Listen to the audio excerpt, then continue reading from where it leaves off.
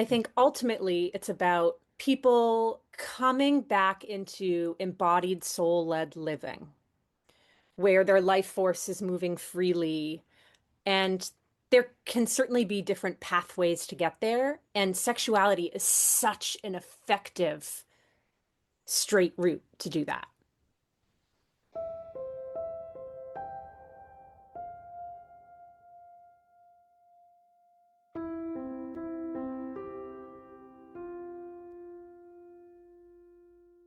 What if your body is not something you have, but is something you are?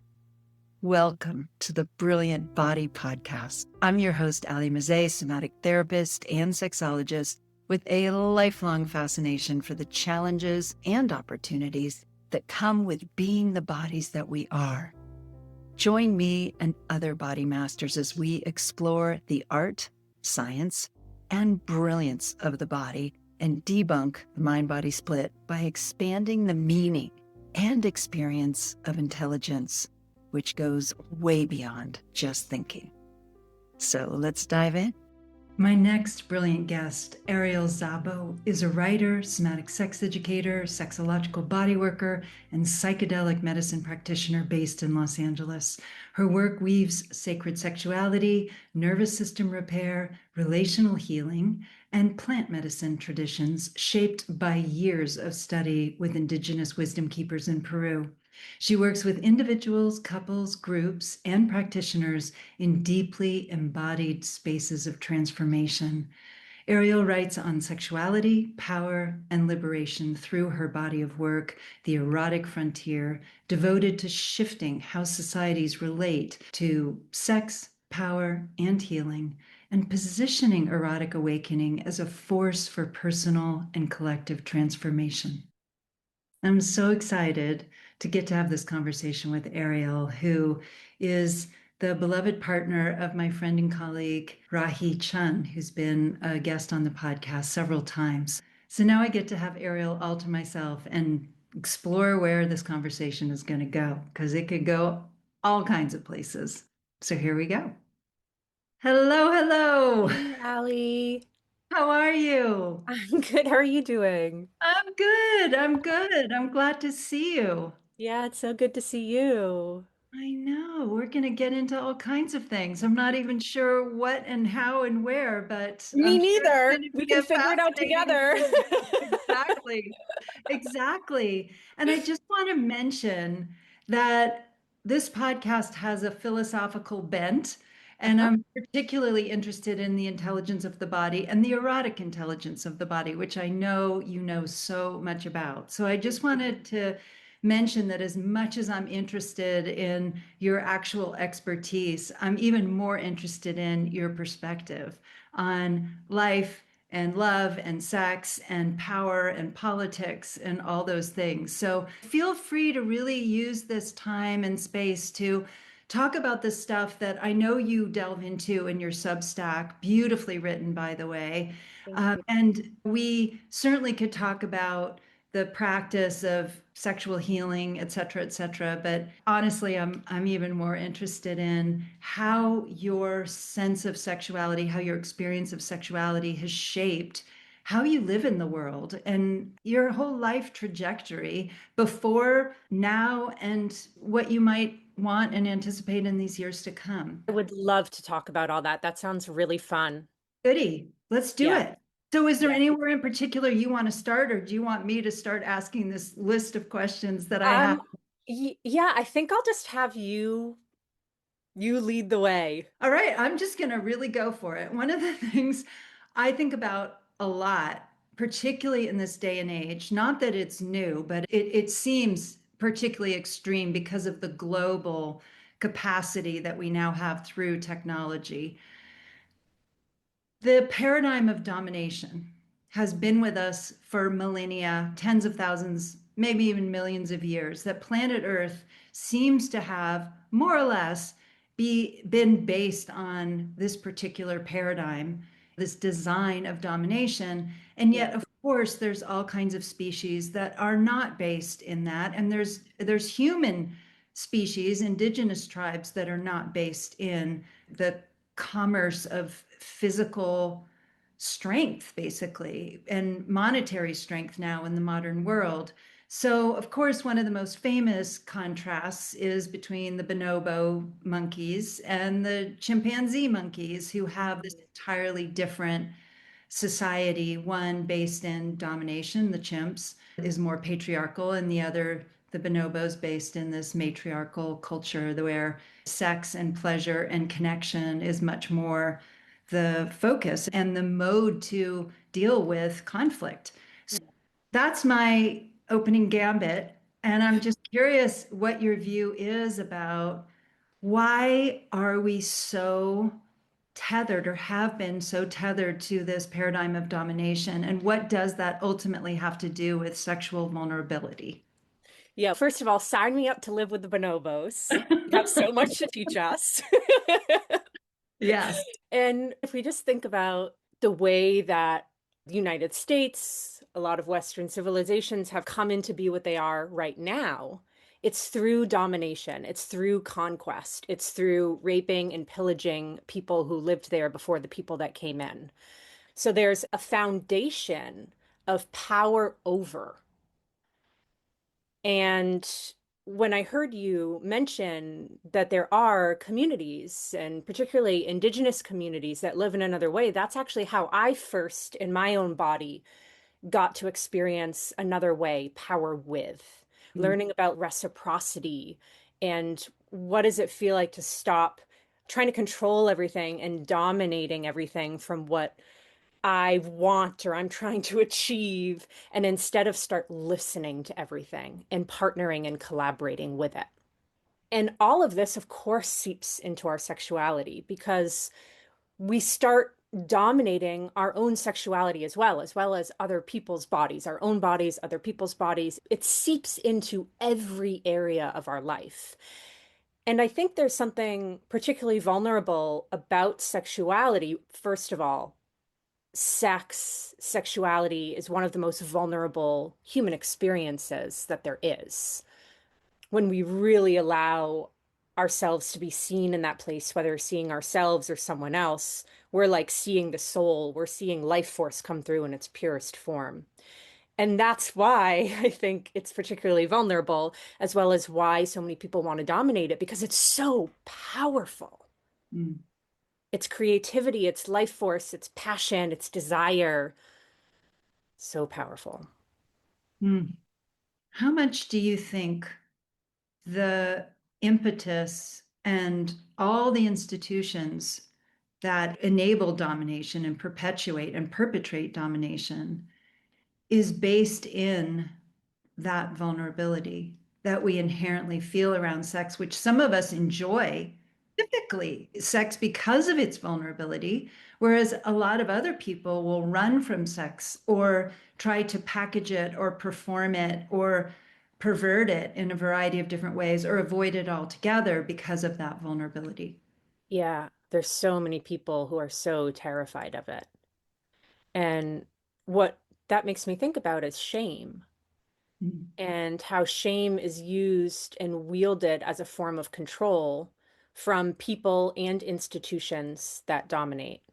mm, And it's such a powerful form of control because once someone feels really shameful about anything or about their sexuality, they're going to do the work of the oppressor to keep themselves small and quiet mm. and compliant.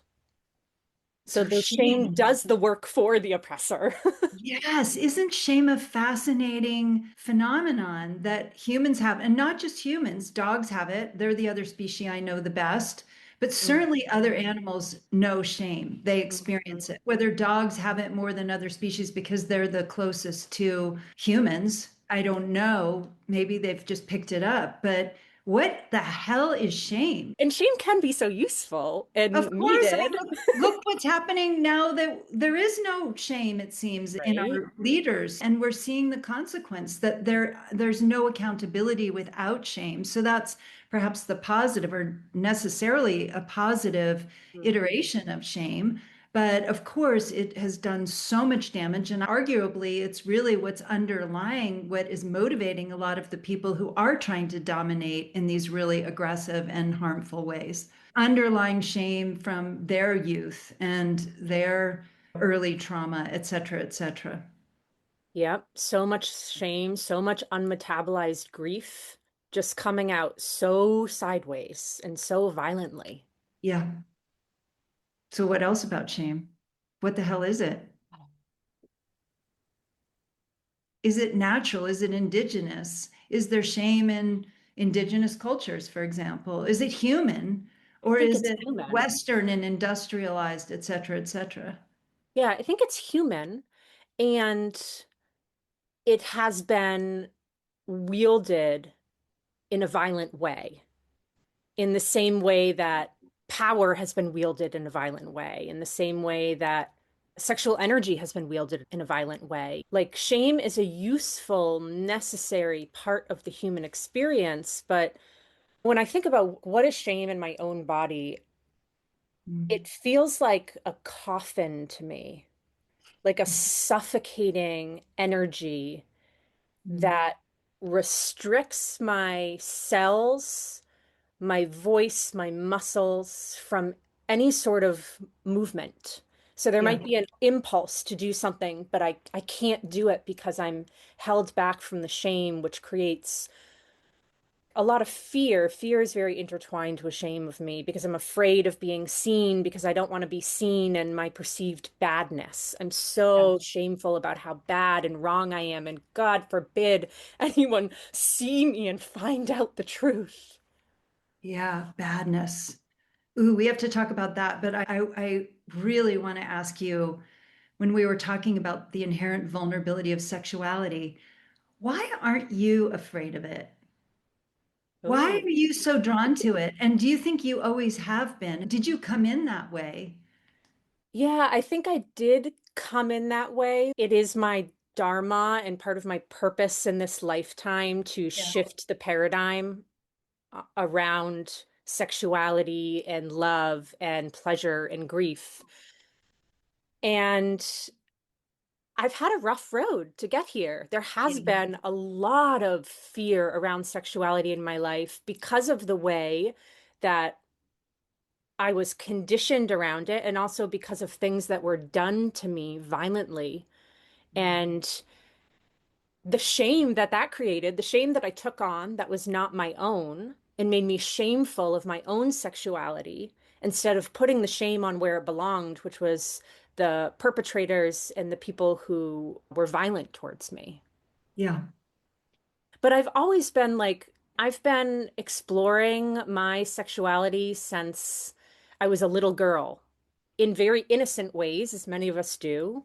But I was also introduced to adult sexual energy inappropriately as a little girl.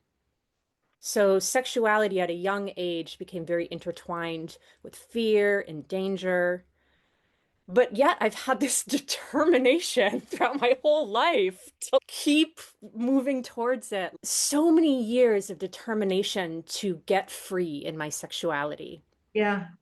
I Uh, so relate to that. I feel the same way. It's been a similar journey. I'm just determined. Despite all my suffering, I've always just had this deep sense of what was possible.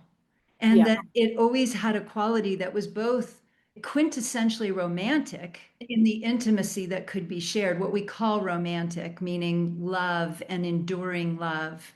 But there was also always a sense of the flesh and God or spirit being one, that there was always a sense that they could become one and the same with somebody else becoming one and the same, or others becoming one and the same. And I don't know where I got that notion because it's not exactly Cinderella. Like, how does a 6 or 7 or 8-year-old somehow intuit that that is possible? Mm. And yet, this is where the rubber hits the road, you could say, that sex and physical energetic pleasure meets the life force and therein the erotic, that melding of all those things. Yeah, and you know what I think is so amazing too in thinking about this? drive that we share, Yeah. is that it's actually sexual energy that drives it, that drives the drive that's behind it. Like it's life force energy that has kept us going Yeah. despite everything, all the obstacles, all the suffering. Yeah. And yet, tell me if this is the case for you.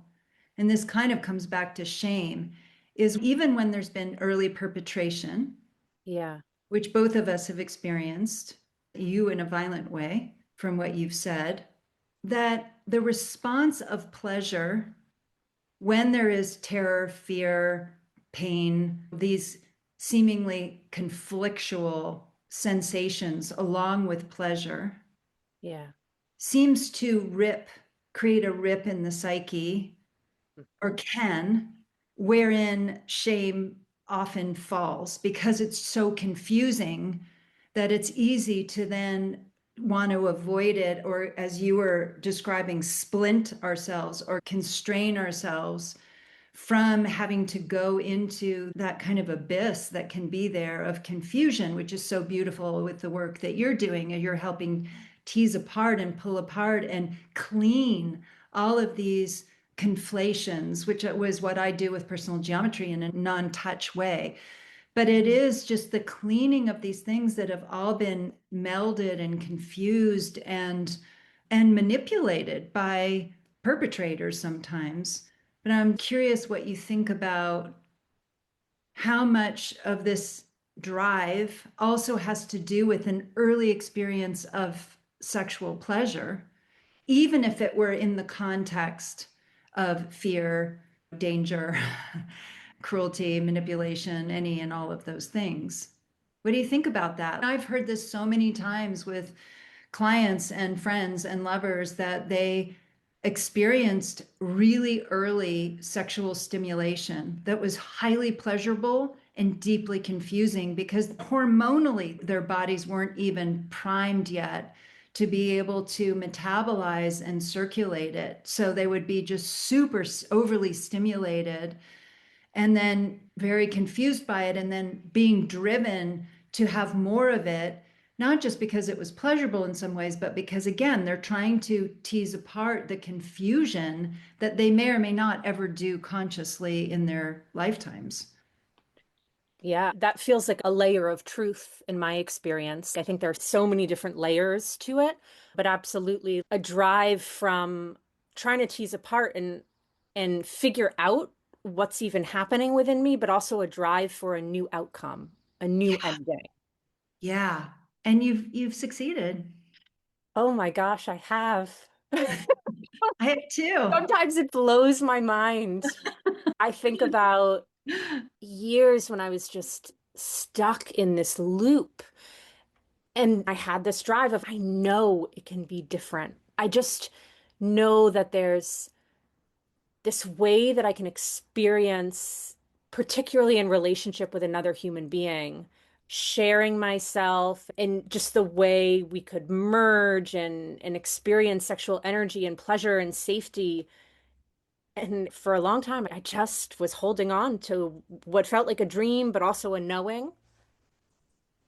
And that was not my experience for a long time, many, many years. Are you comfortable talking about what would be the word, your passage through stripping and then sex work? Yeah, Is that okay? yeah, So were you able to hold on to that? I mean, obviously you must have been, because here we are, and yeah, you became a sexual healer. And some of us need to go through the trenches and the shadowy, shadowy places in order to just learn from the mud yeah, and arise from the mud and the ashes. yeah. So I'm just curious about what that was like during those many years when you were dealing with quite an extreme of experience, how Mhm. you managed to, that's funny, the word is coming, withhold, protect this place in you that understood that somewhere within even this was this sacred place within at least you, if not others. Yeah, when I first entered sex work through a heteronormative paradigm, through stripping and I'm sure there are strip clubs that exist that are queer, but those were not the ones that I was in. Yeah. I was really looking for connection to my authentic sexuality, which I had not been able to touch yet. I was looking for a place to explore my sexuality, my power. I was looking for a place to be able to be free in my sexuality when I felt like so much of the time in my normal world, I needed to keep myself small. I shouldn't be too sexy. I shouldn't look too good. So it was a place of play for me. And very quickly, it became a very dangerous place for me because I didn't know how to feel into and express my boundaries. I was a kid, 19 years old. I was in way over my head. And I had so much unmetabolized sexual trauma at that point that was getting kind of like poked at in Yeah. that space. But it also wasn't all one thing. There were moments of empowerment and agency and play and fun, and there were moments of deep confusion and pain and suffering.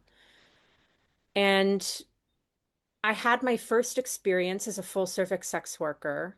That was a positive experience. I really felt my agency. The client was kind and listened.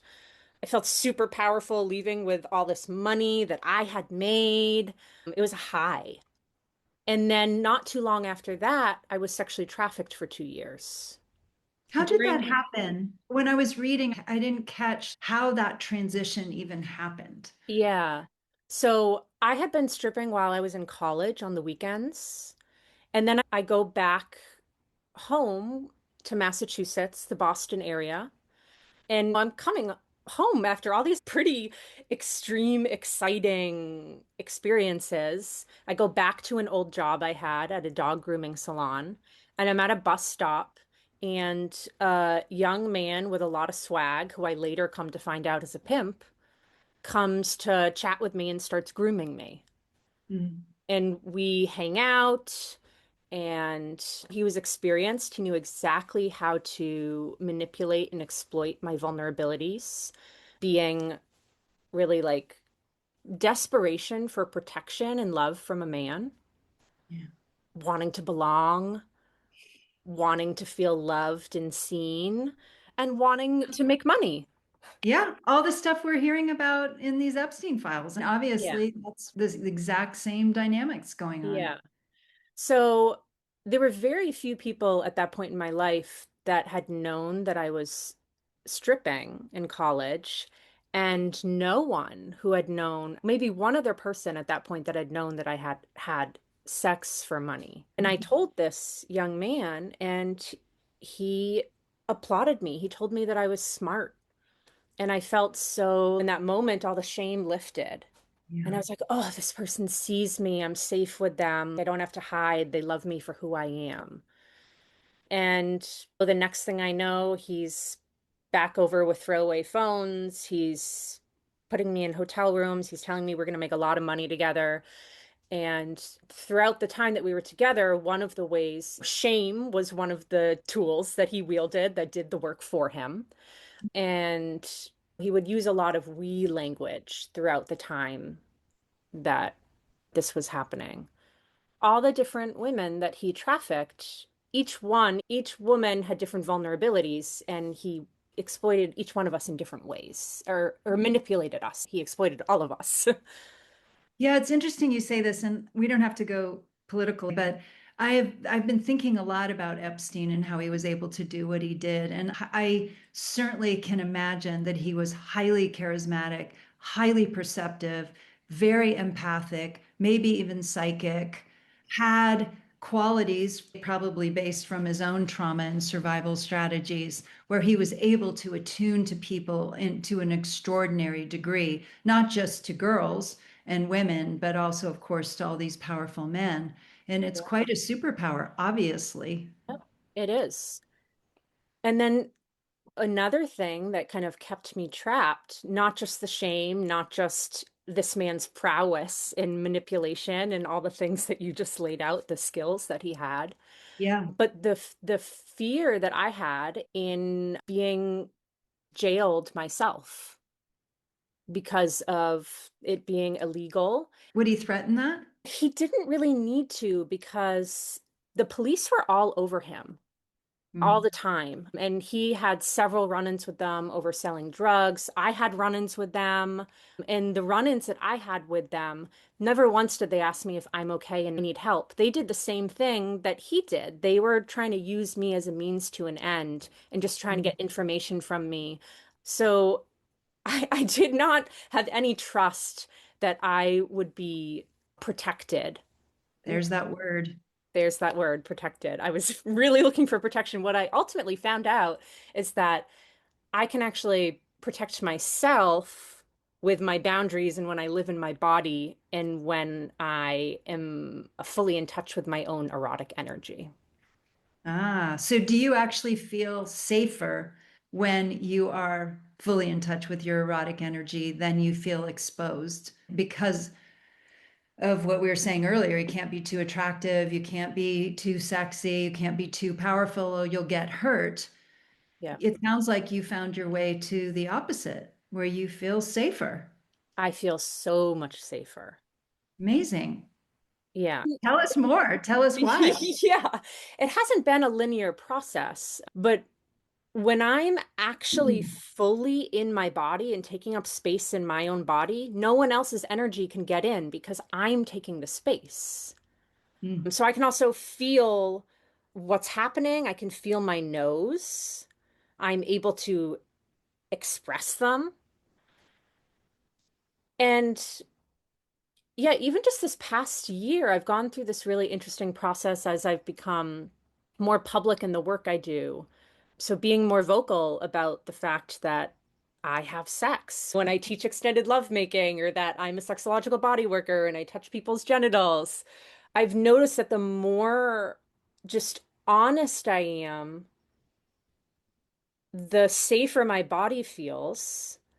And it's been wild because even this past year, I've had a cervical awakening, and the cervix only opens and regains pleasure when the body feels safe. You can't, Mm. there's no way around it. Like I could have clitoral pleasure even if I don't feel safe.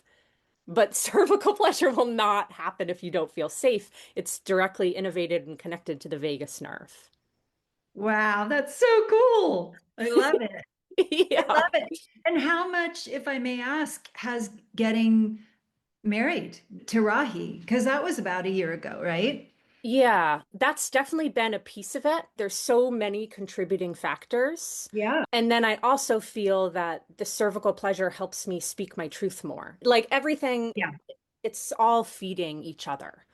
But there also have been moments where I've been really scared. Like when I first started being more public, I was very, very nervous, feeling like I'm going to vomit, having all Yeah. these memories of being really like punished and shamed in high school for being a sexual person. So it's definitely been a process, not easy, but where I am now, being seen is good for me. The soul doesn't want to hide. The Mm. soul does not want to suppress.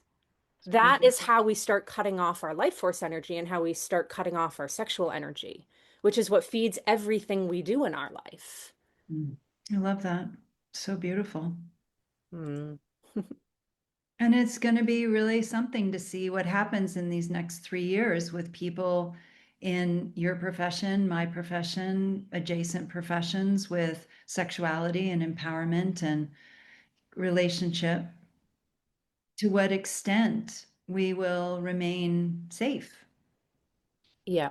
Do you worry about that? Or do you feel like, no, this is the hill I'm willing to die on? This is the work. This is the warriorship. This is what we came here to do.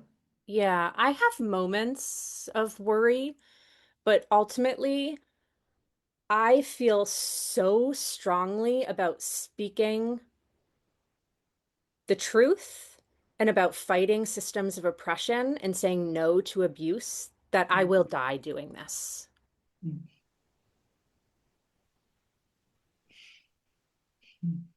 They won't shut me up. Not anymore. Love it. I love it. There's several things I want to return to or spiral back up through, which is this issue of young sexuality. And Hmm. as we were talking about, can awaken earlier in some of us, or we just come in that way, and then either positive or traumatic experiences can awaken us to sexuality earlier. We can be exposed to it or see it or hear it. And now, of course, with the internet, it's a whole other ballgame with how people are being exposed to sexuality before they can possibly understand it or contextualize it. What is your view on how to help people contextualize it? Which includes even adults who are watching porn a whole lot because their spouses no longer want to have sex with them, or because they can't find a partner, or because it's easy access, or because they aren't comfortable talking about aspects of their sexuality that therefore they can't experience with the person they're with. Just what do you think about how we can ever navigate and learn people who haven't how to discover their authentic sexual power? The first place my mind goes is how we need a complete overhaul in sexual education. Yeah. And we need sexual education that teaches about sex and sexuality in a context of pleasure and consent. Mhm. Just baseline. Yeah. And the other thing I'd really love to see in that basic sexual education is talking about pleasure as something that can be used as an escape in a disembodied way, or pleasure is something that can be used in an embodied way to go deeper into yourself, to Ah, connect to yourself, another, to connect to source. I think there's a lot of misunderstanding about that, which can get mixed up in any dogmatic ideas around pleasure is sinful or pleasure is an escape, or you can use pleasure as an escape, but you can also use pleasure to come into yourself more. I love that. I love that. And what I have witnessed over the years is this odd phenomenon. I'm curious what your view of it is. When someone becomes sexual, they can switch into almost this other persona that's like Mhm. what I'll call this porn persona. Mhm. It's a visible dissociation where they're no longer all of who they are and Mhm. all of who they are sexually. They almost like it can be subtle or quite distinct, where the voice changes and the way of being changes and the vocabulary, obviously vocabulary can change, all these things. It is almost like you're suddenly dealing with a different person, Yeah. which to me is a kind of escapism, like you're talking about, rather than expanding and integrating more of who they are and experiencing my integrating more of who I am. What do you think about that? And Yeah, do I you know what mean, I'm talking about? That kind of porn trying. oh, do I? I have lived that in my past. Tell us about it. Yeah, so much of what people call sex, which I also think we should be redefining that word, but so much of what people call sex is actually performance, endurance, or compliance. Yeah. And as we've been discussing, how vulnerable sexuality is, how vulnerable it is to bare yourself naked in that way, there are a lot of people who aren't willing to do that or feel unable to do that. And everyone can build their capacity to do it. But God, look at the movies and media and look at the porn. If that's where people are getting their sexual education, they're going to start copying it. And entrained to it as nervous Right. systems, for sure. Yeah, it's really tragic to me. And in my experience, and then as well as from what I hear from a lot of people who are having those types of sexual interactions where it's just like performance, they're not actually leaving satisfied. There's always this kind of hunger left in them. And a lot of times they don't understand why. It's confusing. Mm. I wanted sex, it just happened, and I still don't feel satisfied and met. And you can't feel satisfied and met when you're performing. It's not possible. Hey folks, it's Ali, shifting the focus for just one moment. Let's be honest. Most people are quietly struggling with something in their sexual lives. Low or unmet libido, sexual shame, not being able to orgasm, watching porn more than you might want to, or being in a relationship where sex has just disappeared. And most of the advice out there, it stays in the head. But these patterns don't live in your head, they live in your body. So I've created something different, my body mapping video journey library. These are guided experiences that help you access your body's intelligence and actually see what's driving these patterns so that you can start changing them literally in your own flesh.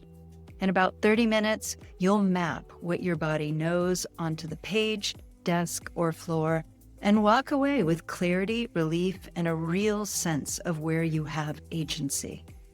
The first journeys cover libido, sexual shame, and your relationship to orgasm, with more on potency, porn, sexless marriage, and other topics coming soon. It's private, it's powerful, and it works in a completely different way than anything you probably tried.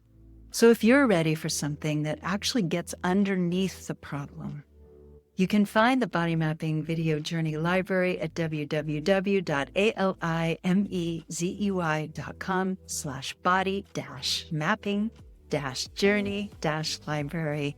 Or you can just scan the QR code on your screen or in the notes and go directly to finding out what your body knows with personal geometry.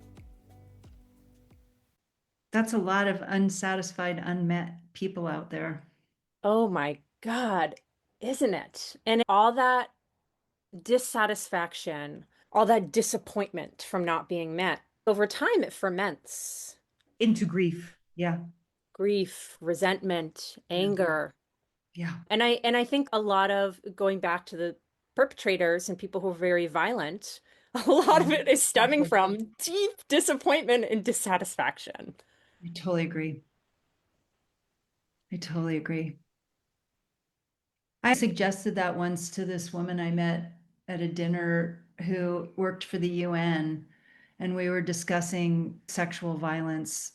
Hmm. And I was saying something about the basis, and this goes back to the chimps and the bonobos, the basis of so much violence and conflict in the world may very well be sexual repression, dissatisfaction, insecurity, all these things. And she pushed back so hard against that. The numbers don't show it, and that's not true. And of course, it's not something I can prove other than from my own personal and professional observations in terms of how an individual will express themselves in the world based on the quality of the sexual interaction and fulfillment that they themselves are experiencing. But I bet you would agree with me.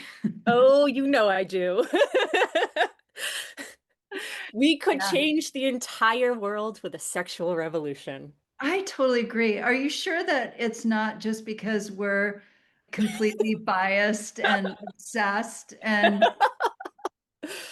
I do Oh, wonder that yeah. sometimes. I mean, certainly you and I, as we established early on, both came in with this sense of it. You called it Dharma. It's in Yeah. my astrology. It's always been in my interest. It's been in my path in all kinds of different ways, positively and negatively. But to me, it seems pretty logical and Yeah. lived, because if I'm fulfilled, feeling fulfilled, I'm much kinder towards myself, and therefore much more productive, much more effective, much more kind. Again, starting with myself, which obviously translates very differently in the world. Yeah. Yeah, I believe it's true, and there are many truths.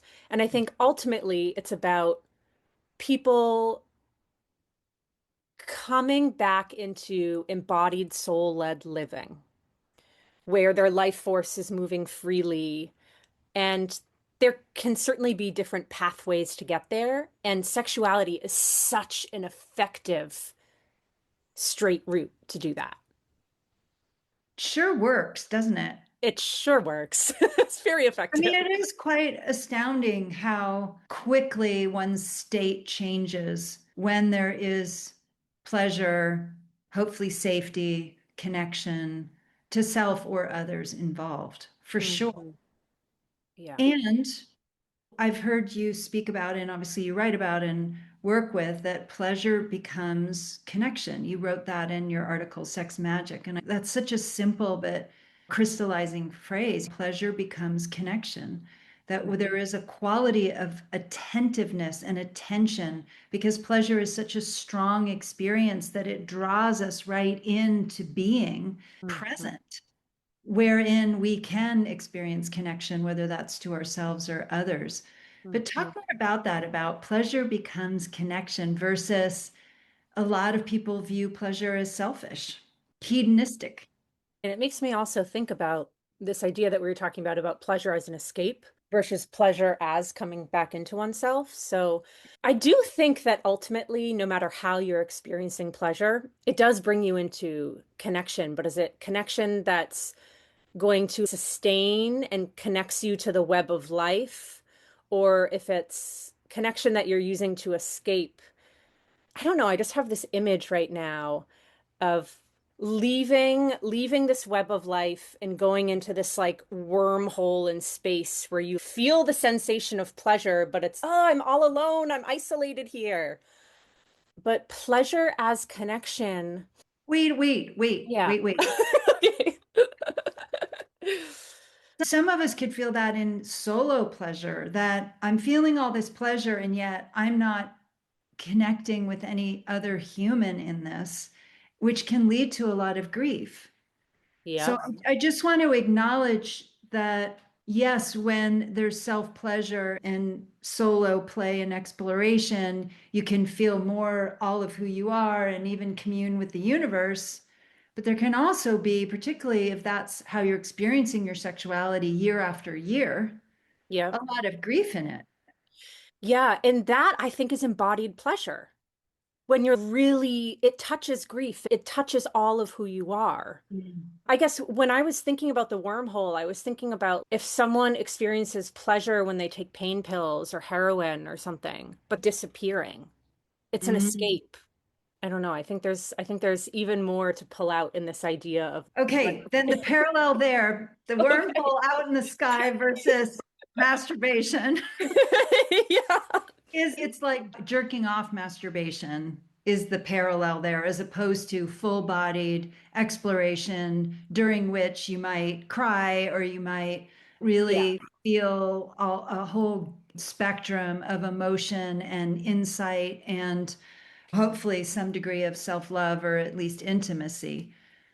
Yes. Yes.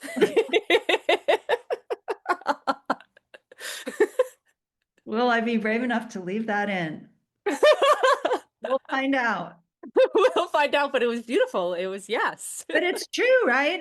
I can definitely experience that in myself. I can be like, I just want this pleasure to feel more relaxed, to feel good, to go to sleep, to remind myself that I'm a sexual being, to just alleviate some pressure, which is very different. You could also describe that as performative in a sense, meaning that it is abbreviated and perfunctory and even performancy, which is a totally different quality of sexuality and erotic experience that is far more sensual and whole body based.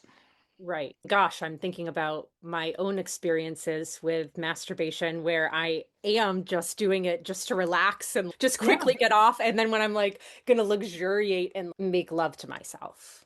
Yeah, Two totally totally different. different experiences. And I like them both. Different things for different times. Yeah, which, okay. So in that case, is there a place for performative experience with other people? Is that not the same thing where sometimes you do just want to get off and have pleasure and even experience this trance-like alter ego? version of oneself that is sequestered or compartmentalized in a certain way. Is there not a place for that as well? Obviously, there is because there's tons of it Yeah. abounding. And yeah, like Yeah, what I think is too bad is if that's all that's available to someone there it is, that and it they has don't get to have a choice. choice. Yeah. What do you want right now? Yeah, Yeah. yeah. Instead of feeling just stuck in it because that's all you know, because that's all you've seen, and you're emulating something that is outside. And so there's an objectification both within oneself.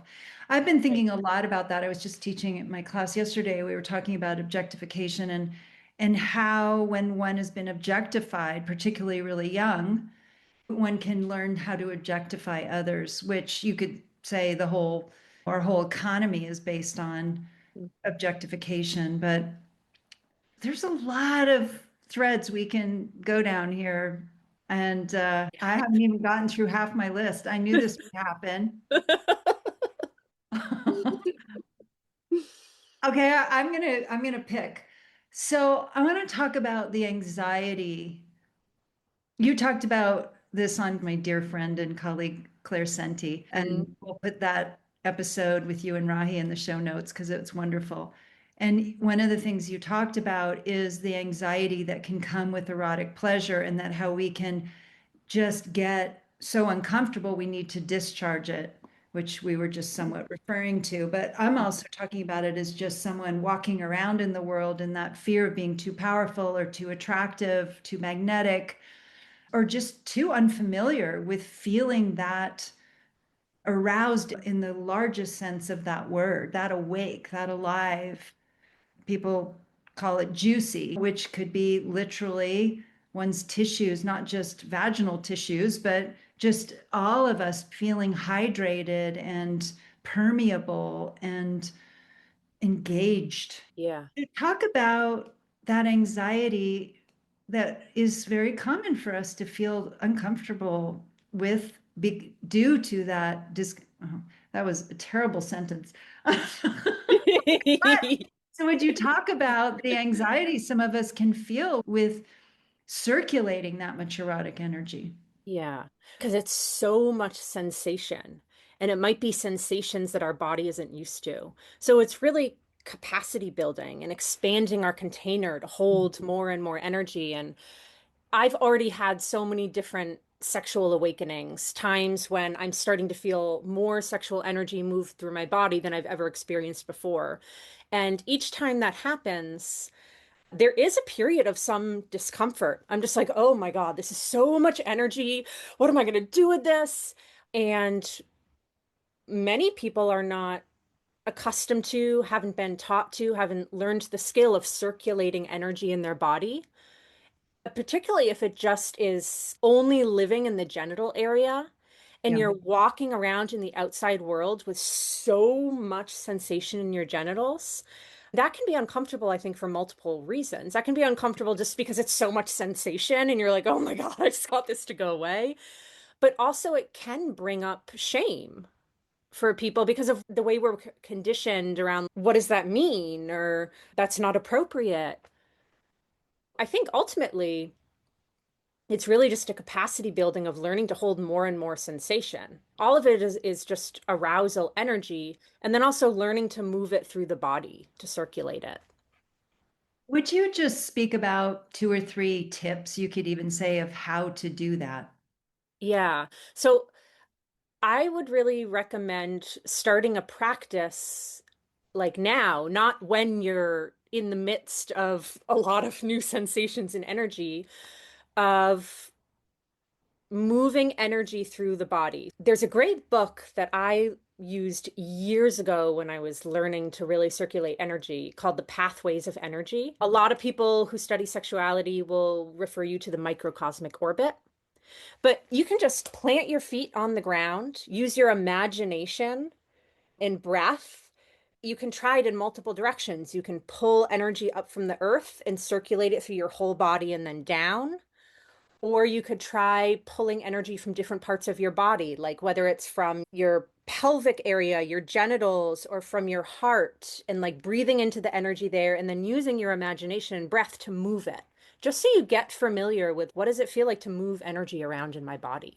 I'm pausing for a moment because energy is something that is understandable to a lot of people and not understandable to others because it's Mhm. easy to think, oh, I don't think I know what that is, even if we're necessarily experiencing it because we're alive. Right. What does that mean to you? What does it feel like to you to move Mhm. energy? So to me, it means to move the life force that's always in me and everyone and everything consciously around. And it's taken me years to develop the sensitivity to really feel into this because I was disassociated for a long time. Yeah. And the more and more sensitive I become, the more and more I can feel all these subtle energies moving through me and other people and the world around me all the time. If you can't really sense into energy in that way, but if you have a mind that has the capacity to imagine, you could also imagine like water moving through you or wind moving through you. You can also, while you're self-pleasuring, when you're building up all of this arousal sensation, you could then pause and use your imagination again and your breath again to see if you can move the sensation up and around your body, up from the genitals into other places. Yeah, I talk about it and teach about it like fiber optics. Hmm. I want to And hear.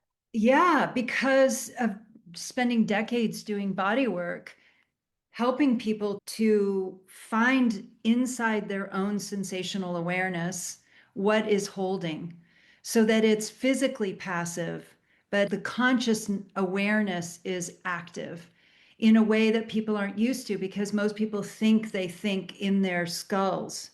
Uh-huh. They think in their head area and don't know that they can move their mind through their matter.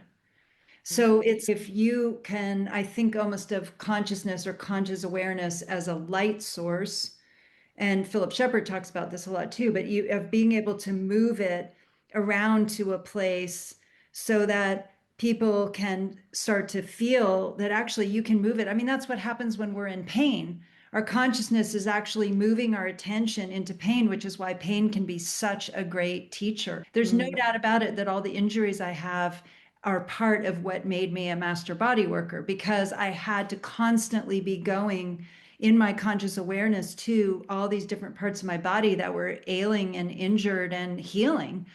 So that's one of the ways I talk about it. But I'm a very flesh-based kind of person. So rather than thinking about it in terms of energy, which naturally is a repercussion of that kind of conscious awareness, as my experience, the more I'm attending to the sensational, the physically sensational, fleshy experience of any intricate part of my body, energy seems to naturally intensify or expand or move or change. So Mm-hmm. that's just another way to think about it. And it's really helpful. I love how you're also talking about it in terms of an element that is, again, more tangible than energy, which can seem amorphous and just like air, which is invisible.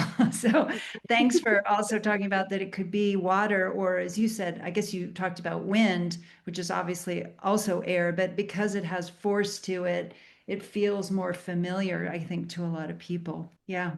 There's so many things I want to talk to you about more, like how you got out of where you were as a trafficked sex worker to become the healer that you are. Obviously, it happened over several years, but how did you bring back that vivid drive that we talked about from the beginning of this conversation about just knowing your purpose and knowing your that North Star within you? I don't know if you'd call it that or not. Yeah. I definitely went through a period of thawing when I was no longer being trafficked. Actually, there was a transition because while I was still being trafficked, I got my real estate license. So you already knew you wanted to get out then, it sounds Knew like. I wanted to get out, and I had negotiated that I would no longer be put up in hotel rooms, and that instead I would go to the strip club and find my own clients. and they would be higher paying. So I would see less people. I would pick them and they would be regulars. So I negotiated safer working conditions for myself. And I started to see from multiple ways that I had a lot more power. Like he would say yes when I negotiated things. So there were multiple little acts of rebellion that created space for me to see that it was actually him who needed me, not me who needed him. Ooh, that's a game changer. Wow. Yeah. And it created space for me to start to envision a new life for myself. So I got my real estate license. And then there were various circumstances that supported me in leaving him and pulling away from him, which included a move in location and where I was living. And then I got into real estate, and for 10 years, that was my drive. I wanted to be the top luxury real estate in Boston, and I worked my way up from rentals. And then in 2016, I developed a facial nerve tumor on my seventh cranial nerve that paralyzed half my face. And that was a real awakening from spirit to shake me up and be like, hey, Ariel, we have a different path we want you to look at. That was a real spiritual awakening from me, and also a real blow to my identity, which allowed me to break apart and start to put myself back together in a new way. Yeah. It was also the first time that I had felt cared for by my community. The amount of people that sent me flowers when I came out of surgery from the facial reanimation surgery and the tumor removal, I was just like, people actually care about me? I had no idea.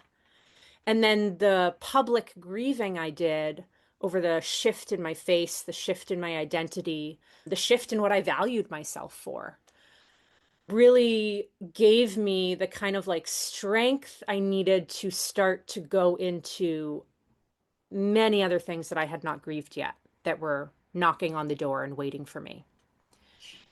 And I felt called to start working with psychedelics intentionally rather than recreationally. And ayahuasca called me. And working with ayahuasca was really my initiation into the way that I use the term sex magic, in working with and collaborating with our sexual energy to heal, to transform, to expand. Mm. There was one ceremony where I really felt into that authentic sexual energy, that life force, and it was moving through my entire body in a way I had never experienced before. Every cell was like pulsing and open. And then over the coming years after starting to work with ayahuasca, I came back to sex work through a queer counter-normative door of sexological body work. Hmm. Can I ask you something Yeah. about what was your sex and sexual identity like when you were spending those 10 years in real estate? Were you Yeah. still in a performative way of being? Like, obviously, you must have been so skilled and so confident, I imagine. Or maybe that's a myth that sex workers would feel really confident sexually. Yeah. What was that like during that time? It was a whole mixed bag of many different things, and it shifted over the years. There was a period of time where I started exploring polyamory, and I was having sexual exchanges with multiple different people, and it was so empowering for me. I remember that I had specifically been like, I just want to be able to enjoy sex with people because there were periods of time where sex was always painful. Every time I would cry, I would disassociate. I felt like I couldn't do it. And then that Wait, was even professionally or just personally? personally. Uh-huh. So you And then could if it was professional and transactional, but not necessarily personally. this was while I was in real estate and I was no longer a sex worker. Okay. Yeah, there were different partners I had, and then I got married. And it's even interesting to look at what happened in my sexual relationship in my marriage because when we first got together, we were a great sexual match.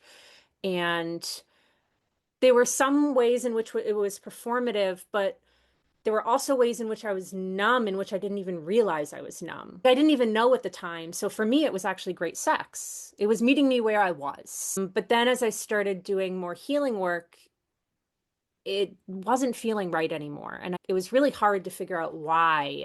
And then me and my husband really grew apart sexually because I was really shifting and changing, and what I wanted and needed was really shifting and changing. And we weren't shifting and changing together. Yeah. So what did you figure out was the reason why it wasn't working anymore? I wanted to have soulful, embodied, cosmic, connective sexual experiences. And he did not have the capacity and embodiment to step into that with me. So even now, after what you just started describing about these ceremony experiences of being so profoundly permeated with life force energy, do you compare yourself ever to some ideal you have about the ultimate orgasm or the ultimate erotic state? Or do you feel really fulfilled? Like you feel like you've already experienced what there is to experience? I feel super satiated and met in my sexual world, and I know there's so much more to experience that I don't even know about yet. But I feel like where I am right now is that I'm experiencing the type of sexual life and satisfaction that I dreamt about for a long time. That's fantastic. That's amazing. It is. It really is. I need to stop and celebrate it more often.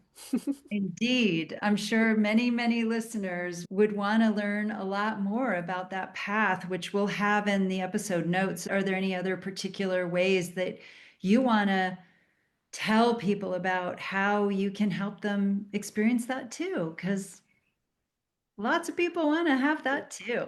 Yeah. As I shared, ayahuasca has been such a support in my path. And of course, everyone's experience in working with a plant medicine is so individual to themselves. But I do have an upcoming opportunity to sit with ayahuasca in Peru, where my colleague and I, Candice, hold the space, and there's Shipibo maestras running the ceremonies. And in between ceremonies, we support the process and integration with embodiment journeys, and I bring in my passion of pleasure. Candice brings in her passion of astrology, and it's really, really a very potent container to go into the depths with yourself. Oh, amazing. And unfortunately, we need to wrap things up when I could talk to you for hours, but I asked two questions to everybody, and I want to make sure to ask these. The first Hmm. one being, how do you define embodiment? Mm. Being alive in all of my senses, my sense of sight and smell and touch and sound, and also like a connection and dialogue that's able to happen between my physical body, my emotional body, my energetic body, my spiritual body, my mental body. Love it. And what do you enjoy most about being the body that you are? Oh my gosh, the wide degree of sensation that my body is able to experience is mind-blowing to me. The pleasurable ones, the uncomfortable ones, they're all a gift. And it continues to amaze me as I continue to live, the more and more types of sensations that I get to experience. It's fantastic. Thank you so much for being with me and sharing all Yeah, that you yeah, just it's did. such a juicy conversation we had. For sure. And I hope we keep having many more. So let's keep on going. And I'm going to get to see you soon too, which I'm really looking forward to. Oh, amazing. Yes, onwards with our sexual revolution to change the world. There you go. Exactly. Thank you for listening to the Brilliant Body Podcast. To continue exploring your body's brilliance, visit the show notes for resources and free events. And if you'd like to learn more about working with me, visit alimezui.com. And one more thing. There's a reason podcasters blab on about ratings and reviews. They truly help these conversations reach more bodies who are ready to reclaim their brilliance too. And it's so easy. You just go to the main page of the show and look for those 5 stars. Follow us if you haven't already. And best of all, write a rave review. I'd so appreciate it. It only takes a moment, and it's a gift that keeps on giving. And as always, and more so than ever, keep reclaiming your brilliant body.